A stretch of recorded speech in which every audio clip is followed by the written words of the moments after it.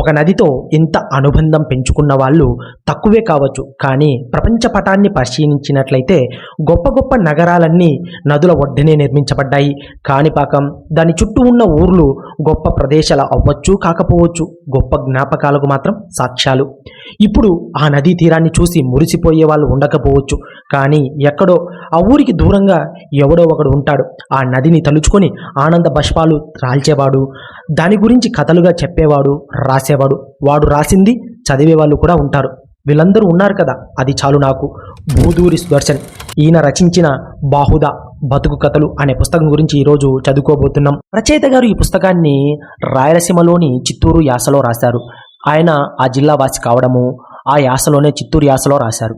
నేను కూడా ఉద్యోగరీత్యా ఎక్కువ సంవత్సరాలు చిత్తూరు జిల్లాలో పనిచేయడంలోనో, కాణిపాకానికి దగ్గరగా ఉండడంలోనో నాకు కూడా ఈ పుస్తకం బాగా కనెక్ట్ అయిందని చెప్పొచ్చు. ఈ కథలన్నీ కూడా 90s నుంచి 2000 టైం పీరియడ్లో జరుగుతూ ఉంటాయి.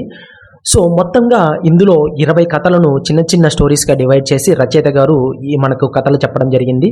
అన్నీ కూడా రాయలసీమ భాష అయిన చిత్తూరు యాసలోనే ఉంటుంది.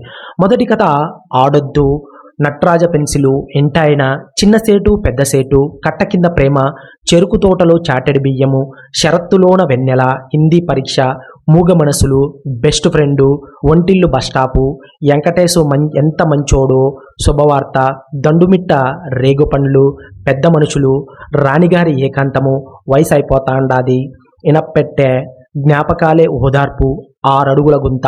మొత్తం ఈ 20 కథలను రచయిత గారు చాలా చక్కగా మంచిగా రచించడం జరిగింది. నాకైతే పర్సనల్గా చాలా చాలా బాగా నచ్చిందని చెప్పొచ్చు.